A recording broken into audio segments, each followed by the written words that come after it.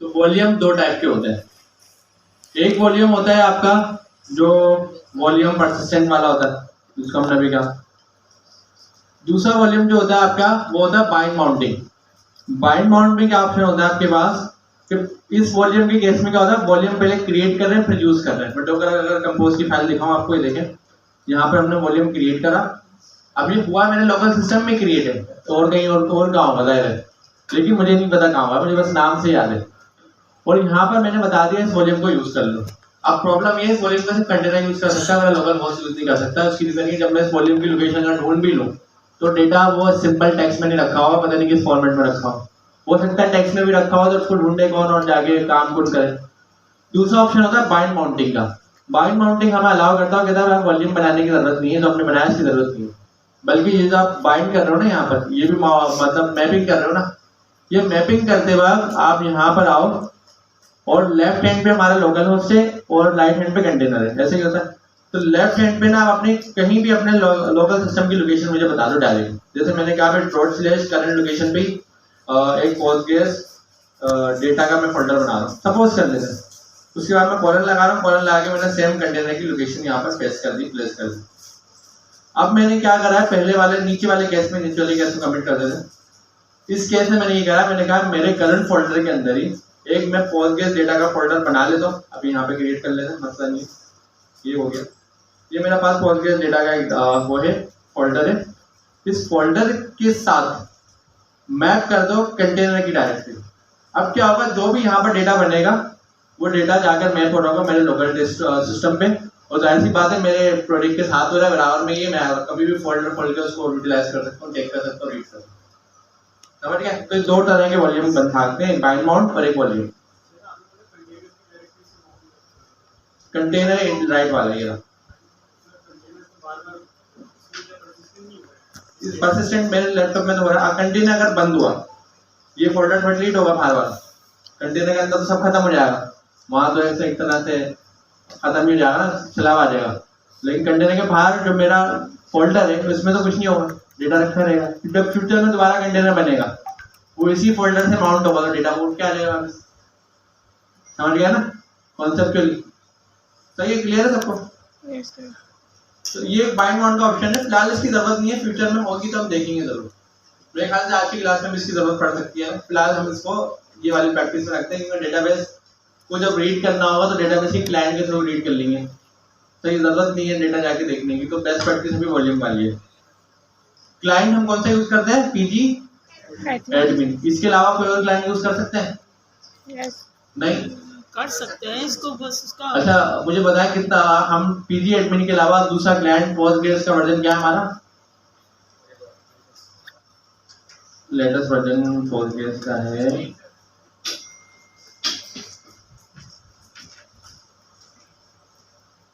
16 है, 16.3। अब मुझे बताया पोस्टग्रेस 16.3 कनेक्ट करने के लिए मैं पीजी एडमिन यूज करता हूँ। अगर मैं पीजी एडमिन के अलावा कोई और सा टूल ढूंढ के यूज करने की कोशिश करूँ तो क्या वो होगा या नहीं होगा? सिर्फ अभी ना वाले हैंड रेस करें जो कह रहे नहीं होना चाहिए क्योंकि पीजी एडमिन है, हाँ वाले कर लें। वो क्लास पढ़ेगी, क्लास कंफ्यूज में करना चाह रहा हूँ, हो नहीं रही। सही है, आप लोग बिल्कुल सही है। इसकी रीजन ये क्लाइंट सर्वर आर्किटेक्चर होता है। क्लाइंट सर्वर का मतलब है एक सर्वर पोस्टग्रेस है जो कंटेनर में चल रहा है। क्लाइंट मतलब जहां पर आप कनेक्ट करके अपनी क्यूरीज पास कर रहे हैं। अब वो कुछ भी हो सकता है, वो कमांड लाइन भी हो सकती है। आप पोस्टग्रेस के कंटेनर से डायरेक्ट अटैच करें, पीजी करके एक एडमिन के नाम से एक वो पीजी करके समथिंग होता है क्लाइंट, उसको आप एक्सेस करें डायरेक्ट कमांड लाइन में काम करें। आप पीजी एडमिन यूज कर लें, अपने पास यूआई के ऊपर लेके आ जाए। पीजी एडमिन यूज नहीं हो रहा है, डीबी वीवर के नाम से आता है, डीबी वीवर यूज नहीं हो रहा, पता नहीं कितने क्लाइंट बेताशा रखे हुए हैं, एसक्यूएल एडमिन रखा हुआ है, बहुत बेताशा क्लाइंट रखे हैं, किसी को भी यूज कर ले। तो पीजी एडमिन पर डिपेंडेंट नहीं है कि वही यूज होगा। हाँ, बेस्ट प्रैक्टिस हमने इसलिए रखी है पीजी एडमिन ताकि पूरी क्लास सेम पेज पे रहे। फॉर सपोज मैंने पीजी एडमिन क्लास में खोला, कोई उसका फीचर यूज करा, अब कोई क्लास में पीजी एडमिन यूज नहीं कर रहा, कोई और सा यूज कर रहा है, वो तो मेरे साथ मैच नहीं कर पाएगा ना। हो सकता है कोई स्टूडेंट ये काम कर ले, आप पीजी एडमिन खोलो, उसका कोई फीचर से फायदा उठाओ।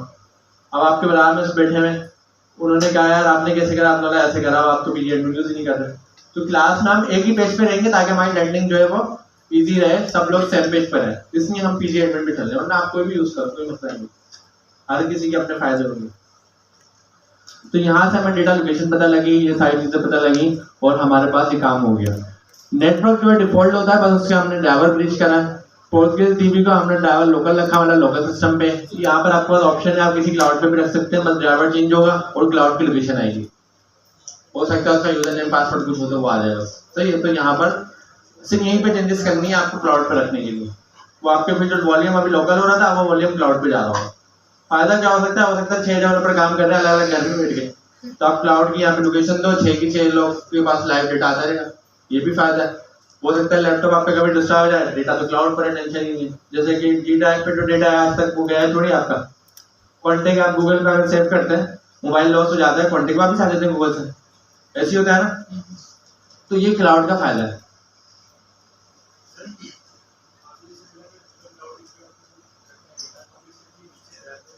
अच्छा, हाँ, ड्राइवर अपडेट करना होगा, फिर साथ में और मजीद पैरामीटर ऐड होंगे, उसकी लोकेशन बतानी पड़ेगी, यूजर नेम पासवर्ड। जी नहीं, ये तो कंटेनर के अंदर का है, इसमें तो कुछ चेंजेस करने की जरूरत नहीं, कंटेनर के अंदर है। चेंजेस जो है वो इसमें, ये यहाँ पे यूज हो रहा है, बन नहीं आ रहा है, तो जहाँ बन रहा है वहां पर होगा काम। यहाँ पर ड्राइवर चेंज होगा, ड्राइवर के साथ मजीद पैरामीटर ऐड होंगे, जिसमें हम क्लाउड का नाम, लोकेशन और उसकी सीक्रेट्स, मतलब कनेक्ट होगा, यूजर नेम, कीज होगी, वो बता रहे हैं। ये हमें पता कैसे चलेगा कि अगर क्लाउड पे पोर्ट, सपोज मैं यहाँ पे लिख देता हूँ गूगल पे, मैं लिखता हूँ डॉक्टर वॉल्यूम और AWS S3, सही है, AWS S3 से कनेक्ट करना। तो यहाँ पर डॉकर की अपनी डॉक्यूमेंटेशन भी आनी चाहिए, याद।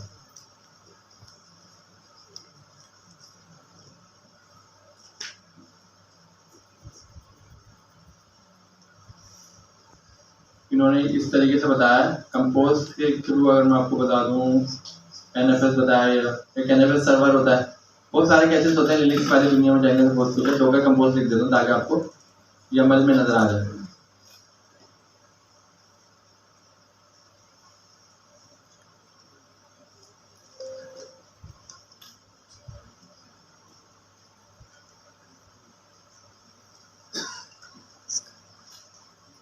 इन्होंने पहले ये बताया क्लाउड पे जाके क्या करना है, एक ब्लॉक मिला है, क्लाउड पे जाके ये करना है ताकि स्टोरेज क्रिएट हो जाए। उसके बाद हमारा जो मेन काम था वो था कि कंपोज की फाइल में क्या करना है, वो भी इन्होंने साथ साथ यहाँ बताया।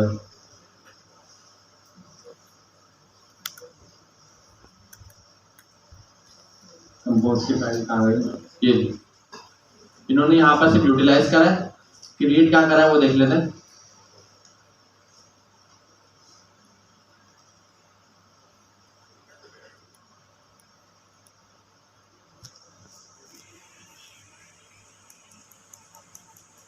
बहुत लंबा ट्यूटोरियल है, मेन चीज उन्होंने कमांड से कर दी। कहीं ना कहीं तो मैं आपको दिखाई दूंगा, कहीं तो स्टैक ओवरफ्लो में आ जाएगा। इन्होंने भी बातचीत थोड़ी सी करके खत्म कर दी, ये देख लेते हैं।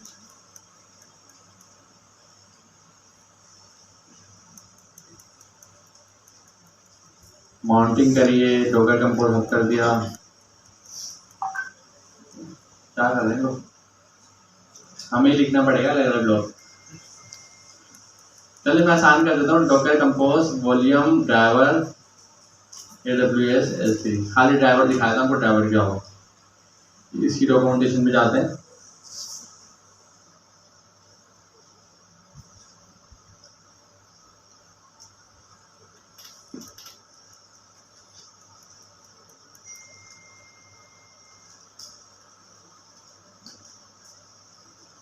उन्होंने कहा है कि वॉल्यूम क्रिएट करते वक्त आपने ये प्लगइन यूज करना है, साथ साथ इससे बेहतर कोड मेरी अपने गिटहब पे रखा होगा, मैं आपको दे दूंगा, शेयर कर दूंगा।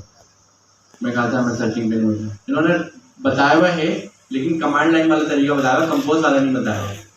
तो मैं कंपोज इसलिए ढूंढता था ताकि आपको दिखाने में आसानी हो जाए। बताया हुआ तो उन्होंने पूरा है, उन्होंने बस स्टेप बताया। अच्छा, एक चीज़ याद रखना, हम लोग समटाइम ना कंफ्यूज हो जाते हैं, हम समझते हैं हमने डॉकर कंपोज चलाया, डॉकर नहीं चलाया, यही जो चीज़ें हो रही हैं तो डॉकर में नहीं हो रही, डॉकर कंपोज में हो रही है। डॉकर कंपोज ना सिर्फ एक कंपोजिशन है, मतलब चीज़ों को मिला रही है, जिसको हम अपनी प्रोग्रामिंग टर्म में समझते हैं डिक्लेरेटिव स्टाइल। कि जो काम हम इम्परेटिव कर रहे थे, इम्परेटिव मतलब कमांड से, जो अभी हमने सेटिंग करी सारी चीजें इम्परेटिव तरीके से आई हैं, हमारा फायदा नहीं हुआ सर्च करने का। डिक्लेरेटिव मतलब होता है जो काम हम कमांड से कर रहे हैं वो काम हमने सारा फाइल में रख दिया और हमने उस फाइल को चलाया तो सारा काम हो गया, ये होता है डिक्लेरेटिव। दोनों तरीके कामयाब है, इम्परेटिव भी डिक्लेरेटिव। डिक्लेरेटिव में एक फायदा होता है कि हम एक तरह की डॉक्यूमेंटेशन अप्रोच से चल रहे होता है, अगर मैंने एक बार फाइल बना ली तो सबको सेम फाइल कॉल करनी है। इम्परेटिव में ये है कि कमांड पूरी एज इट इज लिखनी है, डॉट भी आगे पीछे होगा तो चीज कुछ और क्रिएट हो जाएगी, सही है। तो ये जो डिक्लेरेटिव स्टाइल प्रोग्राम यहाँ पर सिंटैक्स है, इसका मतलब ये नहीं है कि डॉकर कंपोज, इसमें हर चीज जो लिखी हुई डॉकर की है। ये सिर्फ लिखने का जो अंदाज है ये कंपोज का है YAML में, या आप जेसन में भी लिख सकते हो। आपको डॉकर कंपोज ये भी इजाजत देता है कि आप जेसन में लिखो, लेकिन फिर उसमें एक थोड़ा सा चेक लगाते हैं कि जो फाइल है वो जेसन के अंदर है, फर्क कुछ नहीं पड़ता, बस नाम बताना पड़ता है फाइल का डॉट जेसन, सही है। लेकिन YAML प्रैक्टिस उनकी है, बेस्ट प्रैक्टिस तो YAML यूज करेगी, और YAML जो जेसन का ही सुपरसेट है और जेसन से ज्यादा इसमें फीचर है, तो क्यों हम YAML से जेसन पर उल्टा जाए। जेसन से YAML पे आया समझ में आता है, YAML से जेसन में जाना समझ नहीं आता। यहाँ पर ये चीजें समझ में आ गई आप लोग, आगे बढ़े, सबको क्लियर है। और थैंक यू मिस का, उन्होंने हाईलाइट करा कि उनको समझ नहीं आया। हमें डेटा पता है कैसे मिलता है, अगर एक स्टूडेंट हाईलाइट कर रहा है इसका मतलब 50% स्टूडेंट को समझ नहीं आया, बाकी 49% ने बोला नहीं, एक ने हिम्मत करी, तो इसीलिए सारा रिपीट हुआ है। फायदा हुआ रिपीट होने का, हुआ सबको, तो उनको थैंक यू बोले, रेस्ट उन्होंने करा था। आगे बढ़ते हैं, आगे हमें चलानी थी अपनी एक to do app. To do app की कॉन्सेप्ट हमने ये रखा था कि हमारे पास बनी बनाई टू डू ऐप है, हमें जस्ट रन करनी है, डाउनलोड करनी है, रन करनी है, कोई एरर नहीं आना चाहिए। अगर एरर आया तो इसका मतलब कोड में मसला है, तो मेरे पास आ रहा है तो आपके पास भी आ रहा है। अगर मेरे पास एरर नहीं आया तो आपके पास भी नहीं आया, क्योंकि हर चीज एक डिक्लेरेटिव स्टाइल में है, एक कमांड रन करनी है, पूरा प्रोजेक्ट आपको जाना है, सही है। अब ये प्रोजेक्ट हमने एज इट इज डाउनलोड करा है इस जगह से, सेम कोई चेंजेस नहीं करी, एक डॉट भी चेंज नहीं है, जैसा था बिल्कुल वैसे ही। हम क्या करने जा रहे हैं, इस प्रोजेक्ट को रन करने जा रहे हैं एक कमांड से। कमांड कौन सी, वो भी यहीं से ढूंढेंगे। यहाँ पर आए, पहले हमें मिली डॉकर कंपोज कॉन्फिग की कमांड, हम बोलते चलिए चला के देखते हैं, हमने ये चला दी, बदले में कुछ अच्छा सा रिजल्ट आया लेकिन चला कुछ नहीं। ये सिर्फ एक टेस्टिंग की होती है कि कंपोज फाइल को टेस्ट कर लो, कोई सिंटैक्स एरर तो नहीं है। सिंटैक्स एरर तो यहाँ बता देगा, करके दिखा दो। यहाँ पे मैंने एस हटा दिया, सही है, सिंटैक्स एरर है। अब मैंने चलाया, लेकिन इसने एरर दे दिया, इसने कहा कि भाई आपकी कंपोज फाइल में root addition property service is not allowed. मतलब क्या है, आपने सर्विस के नाम से प्रॉपर्टी रखी, अलाउ नहीं क्योंकि आपने गलत रखी, क्योंकि दायरे सर्विसेज था। तो उसने फॉरन कॉन्फिग ने पकड़ ली। ये सिर्फ टेस्टिंग के नहीं होती कि आपकी फाइल का सिंटैक्स जो है चेक कर लो। थोड़ा जूम करते हैं, डॉक्यूमेंटेशन को देखते हैं। डॉक्यूमेंटेशन के मुताबिक सब चीजें लिखी हुई हैं, आप कैसे करें। आप करने की कमांड भी यही होती है, आप करने की कमांड है डॉकर कंपोज आप -d।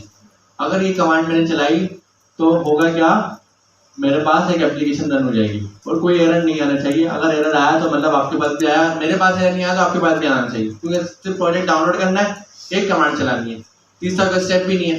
तो देखो तीसरा स्टेप हो तो हम बोलेंगे भाई ये चीज मिस ना हो गई, डाउनलोड और कमांड, और क्या है, हाँ डॉकर स्टोर होना चाहिए, ये चीज है। तो ये रन करा हमने, 3 चीजें क्रिएट हो गई, कोई एरर नहीं आया। हमने बोला चले डॉकर कंपोज PS से चेक करते हैं, सब क्रिएट आ रहा है। हमारी जो API है, देखें इसका नाम माई API आया, देख रहे नहीं, माई API जो है इसका नाम क्या है, नाम क्या है, माई API 1 आया नाम, तो जबकि नाम हमने दिया नहीं। जिसने माई API फाइल का नाम उठाया, API सर्विस का नाम उठाया, आगे खुद 1 लगा दिया, खुद इसने 1 लगा दिया, तो एक से ज्यादा हो तो मैं बैलेंस कर लूँ ना, 1 2 3 करके। नाम ऐसे बनता है, अगर आप नाम दे देते जो आप नाम देते वो बनता है, जब नहीं देंगे तो रैंडम इस तरीके से बनाता है। नाम का फायदा बता रहा हूँ कहाँ पर यूज होता है। हम अगर 8000 पे जाते हैं तो हमारे पास 8000 पे हमारा टू डू ऐप नजर आना चाहिए, आ रहा नजर, तो उसका मतलब कोड में तो कोई मसला नहीं है।